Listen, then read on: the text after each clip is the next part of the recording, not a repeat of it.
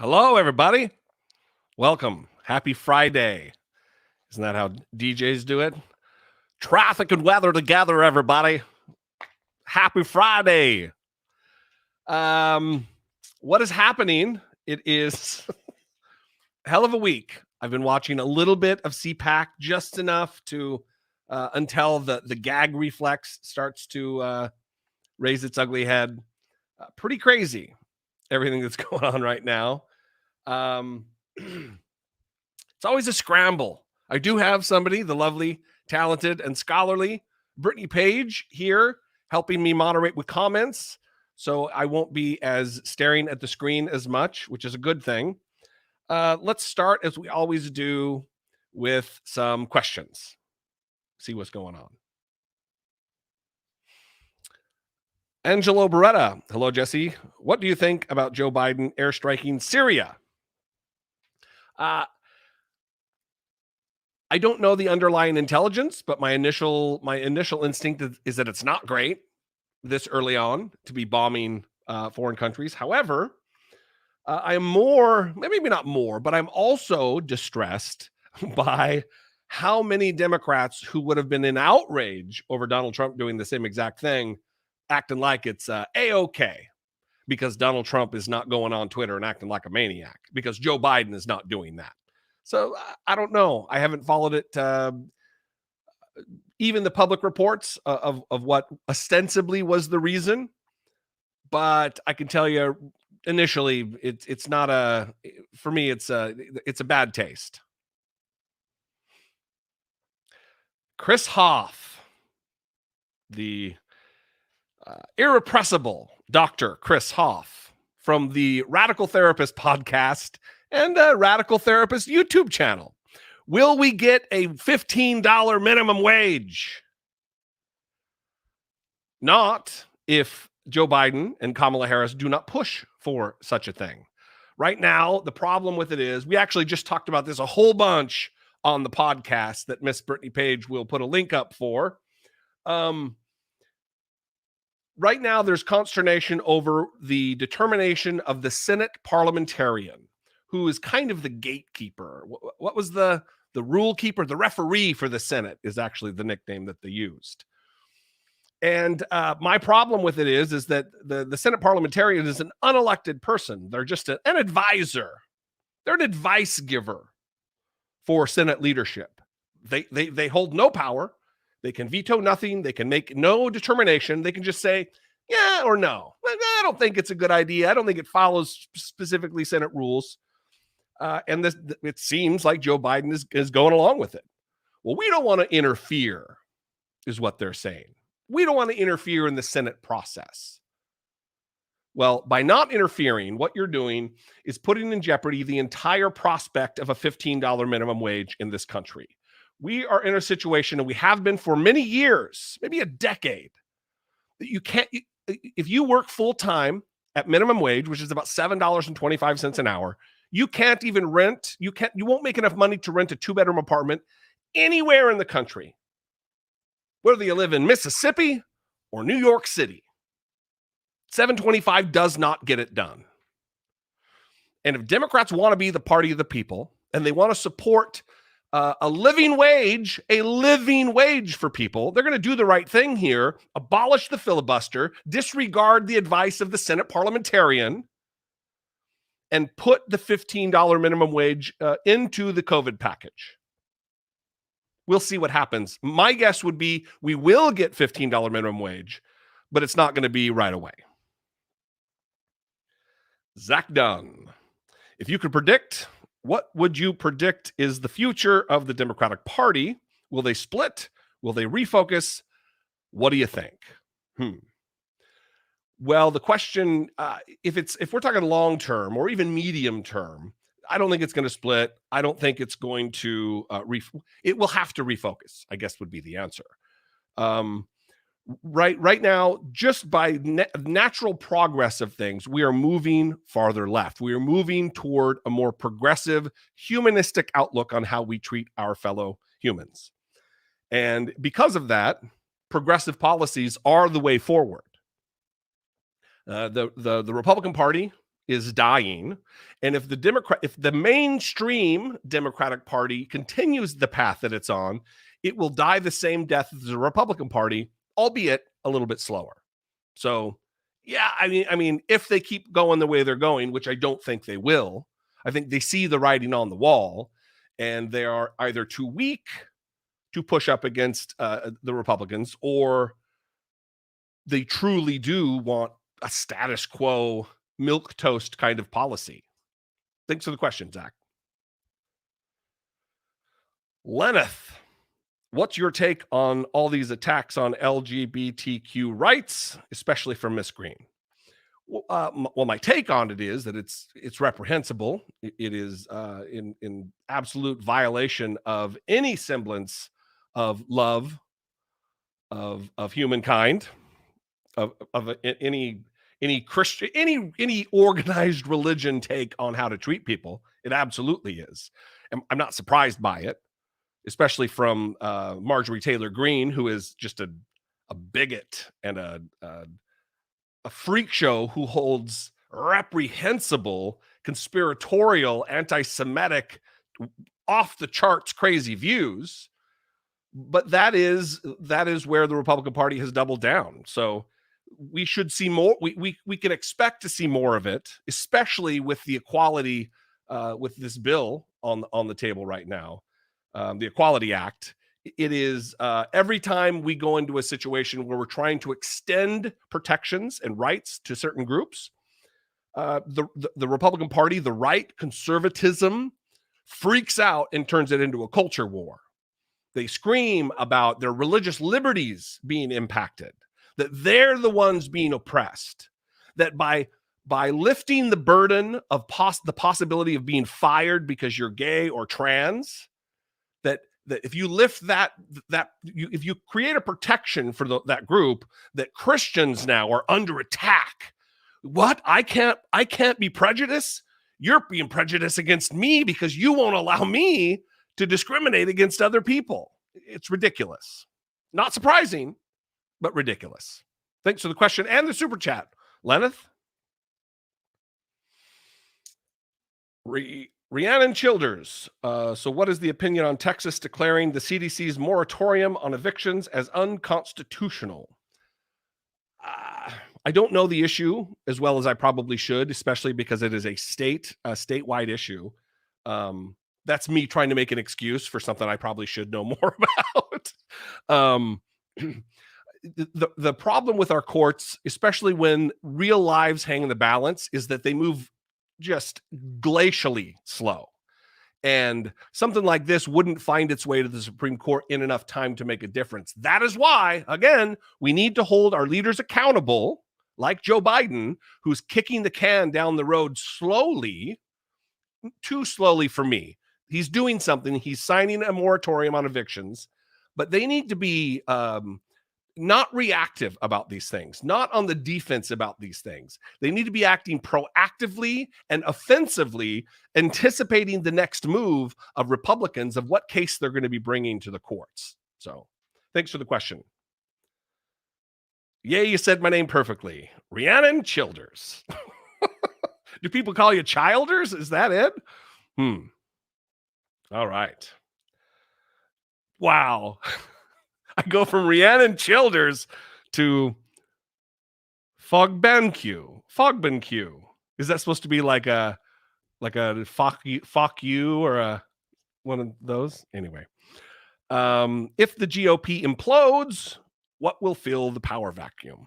Well, I don't feel like the GOP is going to implode, so I reject the premise of the question. I think there are enough. We just witnessed the election of Joe Biden, in which Donald Trump got tens of millions, 75 million votes or something. There is a plethora of individuals in this country who are willing to vote for a literal vote for fascism, a literal vote for bigotry and white supremacy. The GOP is not going to go away anytime soon, until possibly, we talked about this last time, I think, that through attrition, this older generation of Republicans is going to stop existing because they're old and they're going to die off. And possibly then, but we're looking at a generation, at the very least, before the GOP does anything in the semblance of imploding. The other thing, before we move on, the other thing is that you have to think about the fact that the governor, there are more Republican governors by far. I don't know the number in my head, but there is a larger number of Republican governors than Democrats. So in the state, Fog Bank just got a note just got passed to me. So it's at the federal level. Yeah, they could be having a problem, but because of the way the governor map is, it's still not great because hundreds of millions of lives hang in the balance of decisions of maniacs like Ron DeSantis in Florida. Sorry, Fog Bank. Damon Reith. Jesse, please give your thoughts on South Dakota Republicans AG who hit and ran over, killing a pedestrian. Thank you. Yeah, there is an amazing video. We should have talked about this on the podcast, Miss Brittany Page. There's an amazing video out there that is just tragic of police questioning the South Dakota Attorney General who struck and killed a pedestrian while looking on his phone at anti-Biden conspiracy nutter butter sites. They go through several sites. Well, at this time, you clicked onto this site. At this time, you clicked onto this site, and this is right when you killed this person. So it is. I'm curious to see what comes of it, but it is not good because it's you're intermingling, you're commingling two things that are abuse of power, because I believe he ran away. That might not be accurate, but I believe he took off. And then because he said he thought he hit a deer, even though the person's face and head went through the windshield. I don't believe any of that is valid or accurate, that he thought it was a deer. But it's an abuse of power. And then you're mixing in political conspiracy with him looking at wacky websites while driving. Anyway, thanks for the question, Damon. Gay Boy Zig. Are you doing this on purpose where I have to read the name? It's like reading license plates. Gay Boy Zig. Love your vids and Brittany's podcast that you add to. Very good. Hey, listen, I like the podcast that she adds to as well, or that I add to. See what I did? Ugh, yikes. Yeah, we actually just changed, for those of you who are just YouTube audience members, we just changed the name of our podcast from I Doubt It with Dollemore, because for 7 years we've done this show, and Brittany didn't know if she wanted to remain a participant or be called a co-host or whatever. So we changed it to just I Doubt It with Jesse Dollemore and Brittany Page, and that's the joke. So thank you, Gay Boy Zig. Christopher Ryan. What is our responsibility when the other side is spewing misinformation and lies? Well, our responsibility is just to maintain the truth. You don't. This was a conversation. This is turning into an advertisement for the podcast, but this was a conversation we had on the podcast about staying true to the truth as Democrats, as liberals, as progressives. That there's the adage that you fight fire with fire, but not in this type of case. You don't refute a lie by lying, and therefore truth comes of it. It's a little childish to say 2 wrongs don't make a right, but that's what you got. So I believe it's just to maintain the truth. If you're someone who discusses politics online, whether it be Facebook or, God forbid, you do it on Twitter, I would hope that you would be a level-headed person who just keeps at it over and over and over again with a level head, trying to actually change the mind of the person that you're talking to. I don't have the patience for that. But if you do and you're that type of person, go for it. If you're not, and you're more like me, and you're more likely just to explode and call somebody a dick face, then maybe don't do it, because it does the cause no good. Thank you, Christopher, for the question. It's an important one. You're really doing this on purpose. Fork Fork-tailed devil P38J. If the Democrats get rid of the filibuster and actually get people help, they won't have to worry about Republicans abusing it in the future because they won't get back in power to be able to do so. Thoughts, JD? Yeah, I think there's some validity to that. Certainly where it relates to entitlement programs. It's kind of a fear among Republicans. I remember growing up and listening to adults talk about entitlement programs like welfare or food stamps or whatever else, and lamenting the fact, being sour over the fact that it's almost impossible to take away a benefit, a government benefit. And that really is pretty true, though. I mean, every time someone tries to scale the growth of Social Security, Republicans lose or Democrats lose their mind. People lose their minds. Citizens, Americans lose their minds because you're taking away something that is a benefit to people's lives. It helps them live a healthier, more productive, easier life. And that would be the case, whether it be Medicare for all, whether it be a strengthening of the social safety net, whatever benefit you can think of, taking away is difficult. So to do away with the filibuster and then raise the minimum wage and then Medicare for all and do all these progressive policies, it would be, I think there is some validity, some efficacy to the plan or the idea that Republicans wouldn't be back in power again unless they embraced keeping those policies around. Good question. Certainly up for debate. Nicola Murphy, thank you for the super chat, Nicole. Super, super appreciate it. Trying to think positive as I recover from a bleeding aneurysm. Those are not one. I wish you well. Trying to think positive. I'm someone, let me say this. I'm someone who gets the charge thrown at them all the time that I'm too optimistic, that I'm too positive. But I think trying to look on the bright side, trying to be optimistic, leads to a better, more fulfilling life. And I think studies have been done, maybe I'm making this up, but that a positive attitude can help with healing. And I think I'm joined by everybody here on the live stream when I say that we wish you well and we're sending you positive vibes. Charity Ann Jordan Shirk. See, that's an easy to say name. Charity, longtime listener of the podcast. Do you think we need to be worried about Trump 2024, or will his current situation in the court cancel his chances of running again? Yeah, if I was betting here and I was predicting, that's what I would predict. If I was forced to make a decision, my pick would be that his court situation is going to be a bummer for him, because it's not just the things that are happening. I mean, there's a full-blown investigation in Fulton County in Georgia right now, looking into criminality related to his calls with Brad Raffensperger.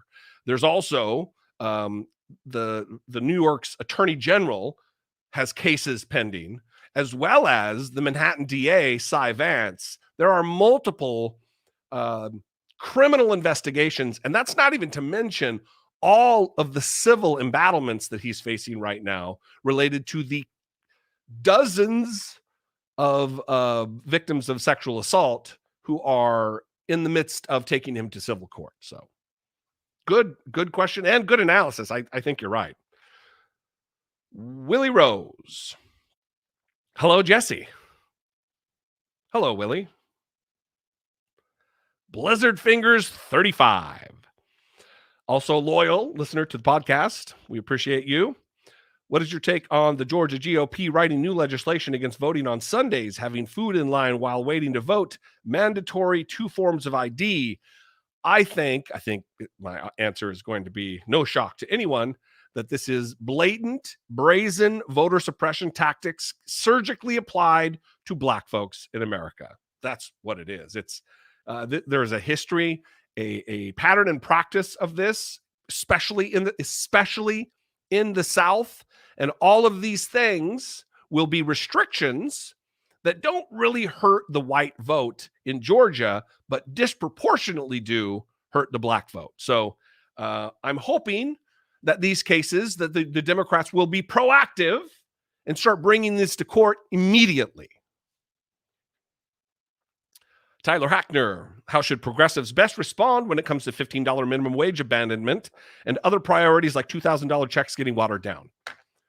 You need to let your representative know. You need to let your senator know. You need to let Joe Biden and Kamala Harris know that this is unacceptable, that you will not abide come 2 years when few things have been done.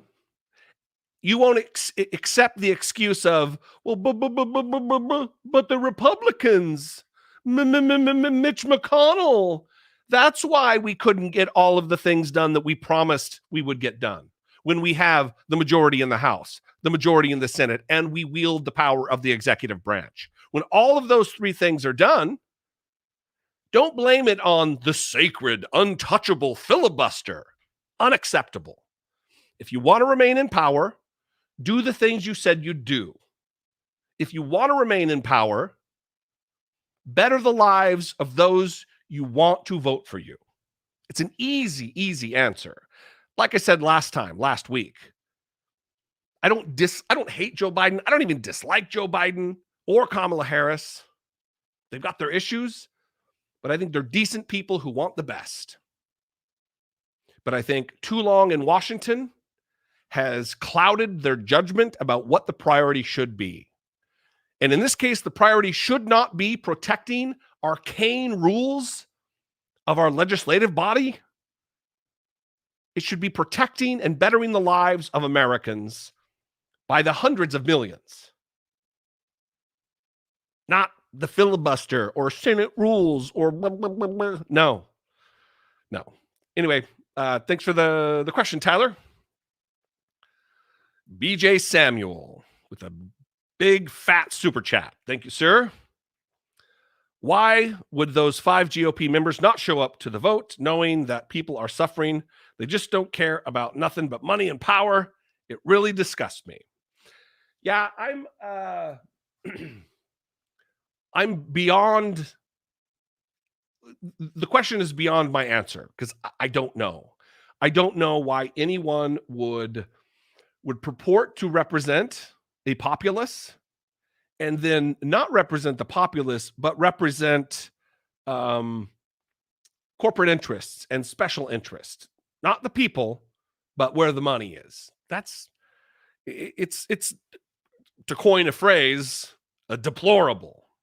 Anyway, I'm sure I would hope that you would agree as well. Thank you very much. Sir Richard Andrew Swain is named after the P-38 Lightning, which is a WW-2 fighter plane. Cool. Expert McGee over here. I like it. Again, from Damon.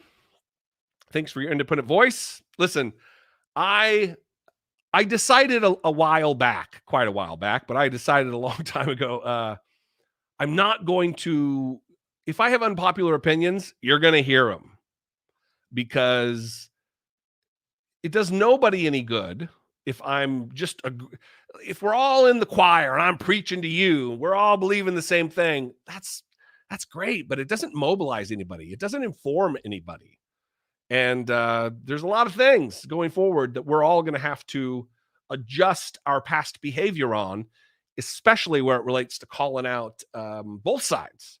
I mean, certainly the Republicans are bad and terrible, but if we want anything really done when our team is in power, we have to push them. So thank you.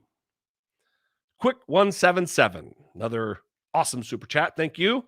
Since McConnell is no longer the majority leader, does all of the House bill excuse me, since McConnell is no longer the majority leader, does all of the House passed bills that were just sitting on his desk go to the new Democrats leader, or does he just keep them? Every new Congress, it's like a slate is wiped clean. So they would have to reintroduce bills, is what they have to do. Yeah. Look at that, huh? Is there links in there too, or is that just the ads? The links aren't working.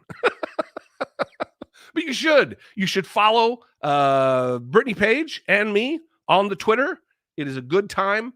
Brittany shares a lot more good information, and I'm just kind of an asshole to conservatives.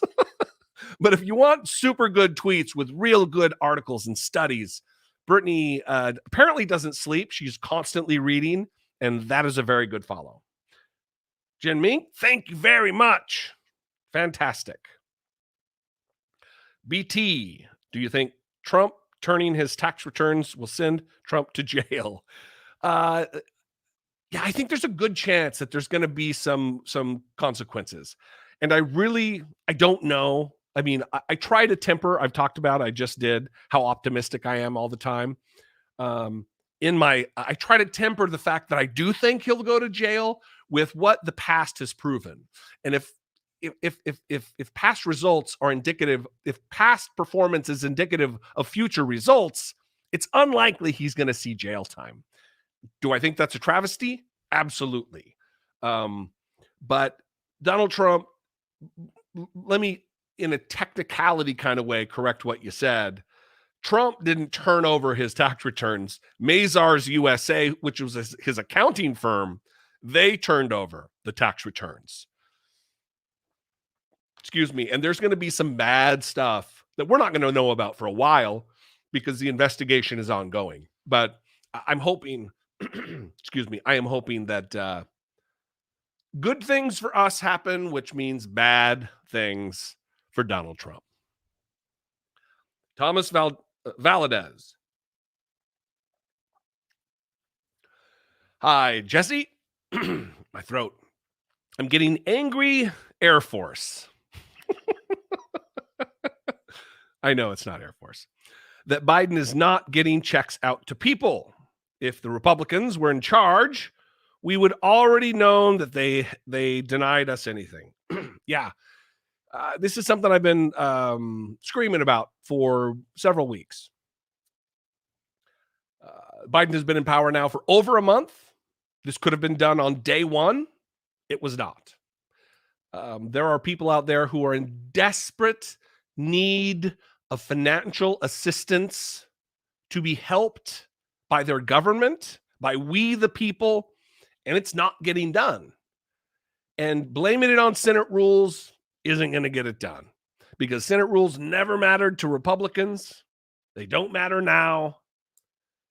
This is now a W column and an L column. And if we don't fight fire with fire, then people's lives are in the balance.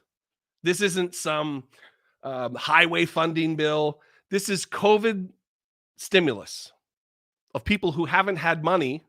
Some people are subsisting on unemployment. It's unacceptable, and something does need to be done. And I'm also angry Air Force. Tomas. Tim McDaniel Shabazz. Awesome. Thank you for the super chat. You are fantastic.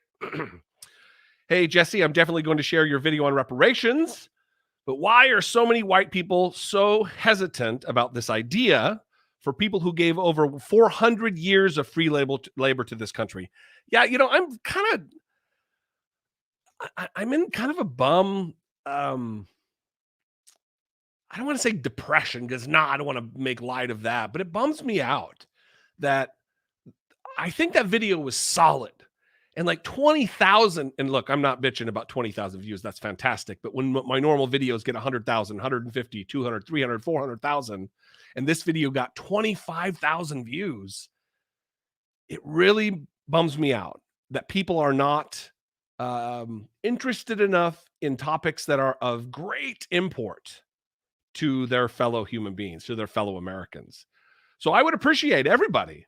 I don't know if you could find that link real quick, Brittany, but if everybody could share that video with their friends, this video on reparations that I did. And listen, I didn't do it. I say in the video, I didn't do it to educate Black folks about their history. They know. I did it presenting arguments that convinced me on the issue, on ideas that changed my mind. And I think it's very important. And I don't know, it's inexplicable to me. It really is. So thank you for your interest. Thank you for sharing it. I'm glad that you think it's important enough to share. Mike Canned. Oh, became a YouTube channel member. That is awesome. That is fantastic. Zane Rosler, another super chat. Thank you so much. Would you support an action that took things like submachine guns and tanks from local? Yes. Yep. Let me finish the question. That took things like submachine guns and tanks from local police departments. Yeah, I would.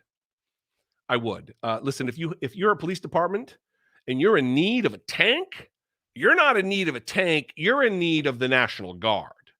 If you're a police department where 7% of your resources actually go to investigating and stopping violent crime, and the rest is just traffic tickets and other nonsense, you don't need fully automatic weapons. You need the National Guard. So there's something in U.S. code called the posse comitatus, and it contends that U.S. troops cannot be used on American soil. So if we're turning our local police departments into effectively military, that seems to me, maybe not to the letter of the law, but the spirit of the posse comitatus. Anyway, I just thought I would say it slow so you could look it up. Corey S., here's my unpopular opinion.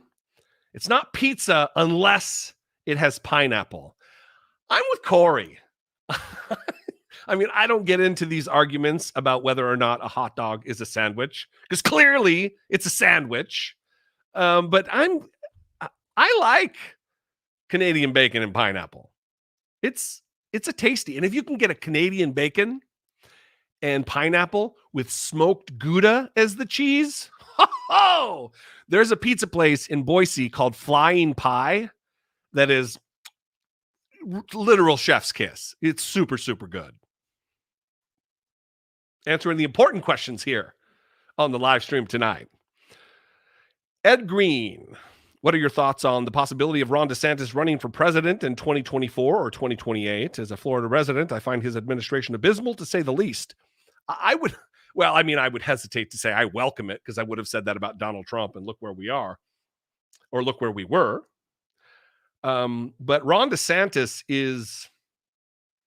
he's not enough of a firebrand. He's like Josh Hawley. He's kind of a boring douche. The most dynamic thing about Ron DeSantis is his helmet. His hair that looks like a helmet. He looks like a Lego character. You know the Lego characters that you would like push the hair down onto their head to change their haircuts? That's Ron DeSantis. Good job, Ron DeSantis. So no, I don't fear him running for president. I don't think he has the what it takes to inflame the passions of the right. Meridian, awesome super chat. Thank you so much. Thank you so much for the reparations video. Just discovered you. I'm subbed and joining. Well, thank you. I don't know what witchcraft and sorcery surrounds the YouTube algorithm, but there are days or weeks where it is just a flood of new subscribers, and I really didn't do anything new. So thank you. I appreciate it so much. It means a lot. Frank Harris, do you believe Frank Harris? I think that little symbol means channel member. I should start calling those out. Do you believe it's legally possible to prevent Trump's children from running for president? I'm concerned about Barron Trump running for office in a few years.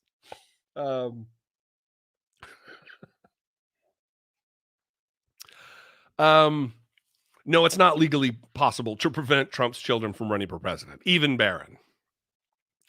It's just they're American citizens, and if we could preemptively disqualify citizens from certain rights, that's not a path I would like to go down. What we need to do is mobilize the American electorate to see past their BS, to see past their chicanery and their lies and their conspiracy and their treason, and not vote for them. So, but no, it's not legally possible. Belinda Clark, another channel member. Oh, became a channel member. Look at that. You guys are awesome. Are we slowing down on the questions? Oh, they move quick. They move quick. Another channel member asks, super chat goes to channel, not to Jesse. Super chats go to channel, not to Jesse. Yeah, that's not true. No, the super chats for sure go to me. Yeah. Well, the channel is me. So yeah, they're both correct. Well, it's correct. They go to the channel, but that also is me. I take issue, Dracnus X. I take issue with calling overarmed police effective military. They're not reserialized or psychologically conditioned. They're not held to proper standards. They're civilians with too much ammo. I didn't say effective military. I said effectively they're military, is what I was saying.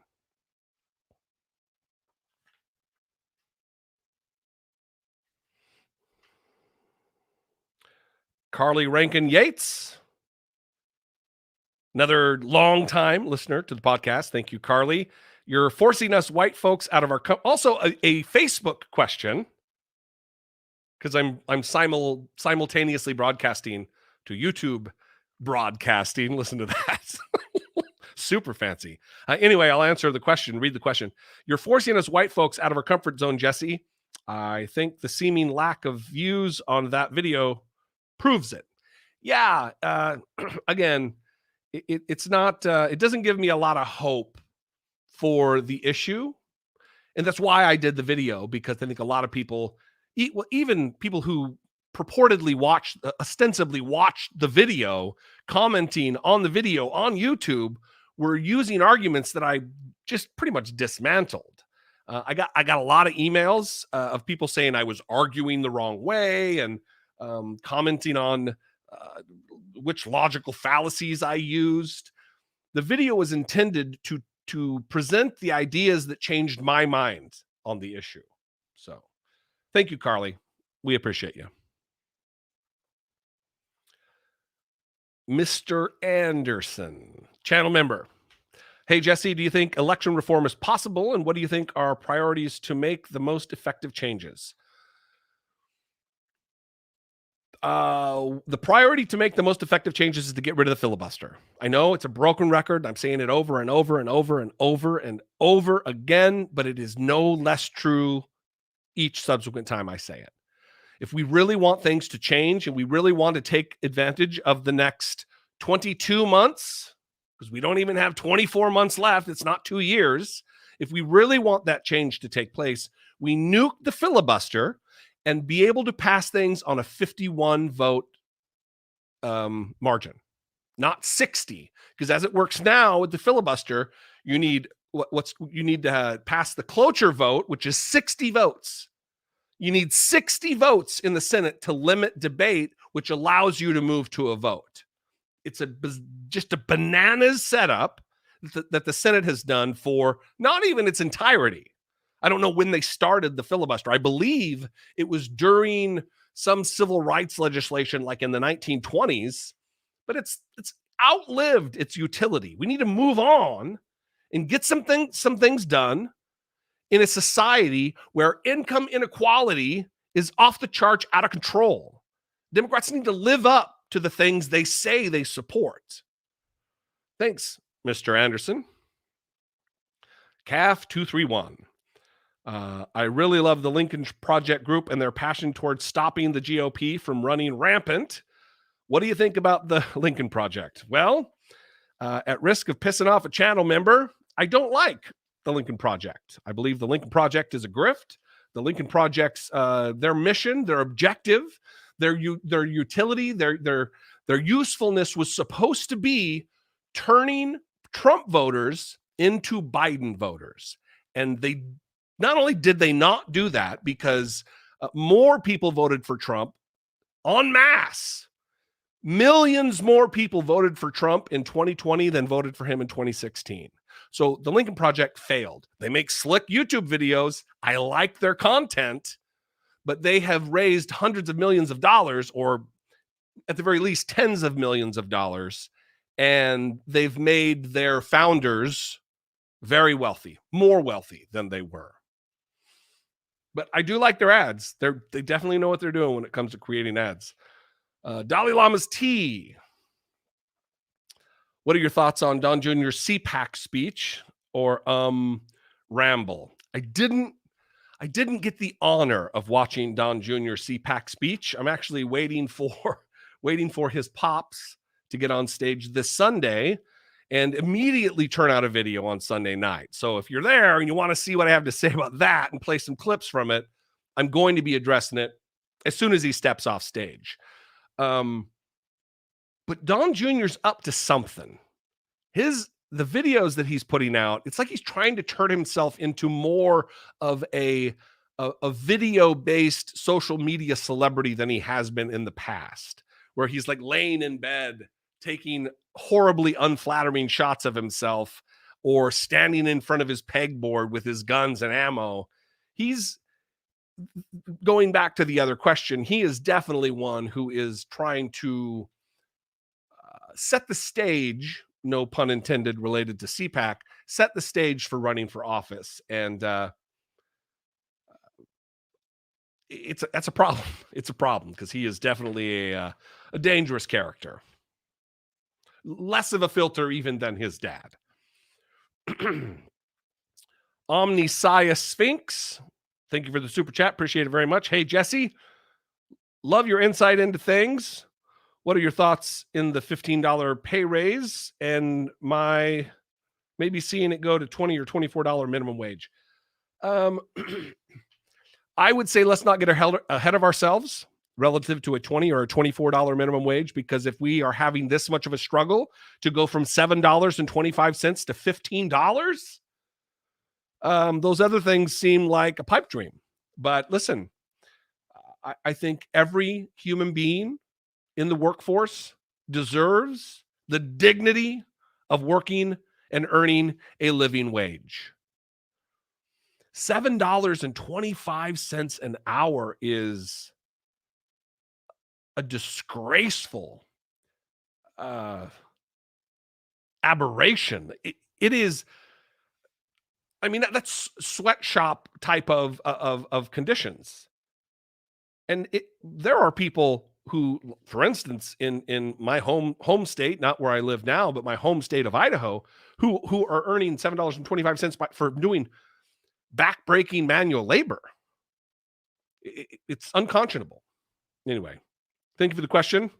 A few more questions, and then we're going to wrap a little early tonight. I appreciate your participation, everybody. You guys are the best. I am constantly wowed and in awe of the support that you guys show me and the passion with which you ask your questions and you bring to the live stream. Benjamin Carpenter, what do you think about Mitt Romney's recent interview about Trump's chance of being the top nominee of GOP in 2024? Did not see his interview. Did you see it, Britt? Mitt Romney, for me, and this is coming from someone who's an optimist, I think is also, he has kind of a thing going on with like that Joe Biden does, that he looks fondly on the past, looks at our current situation and puts his rose-colored glasses on. Let me explain it a little differently. I'm going to explain something about Joe Biden, but this applies to Mitt Romney. Joe Biden, I think, looks at the Senate but looks at it with the lens of what it was like 40 years ago, 35 years ago, that they could all debate and fight and then go out for drinks and have a good time because they were pals. That's not the way it is anymore. It is, we have members of the United States Senate who are inflaming passions to the point that there is a deadly insurrection on the Capitol. And I think Joe Biden, but also Mitt Romney, looks at things through a lens of not reality. So, but having said that, I didn't see the particular interview. I can just imagine what he said. About to sleep. $5 super chat and a channel member. Can we get hashtag don't kill it Bernie trending on Twitter? Nina Turner, save the $15 minimum wage.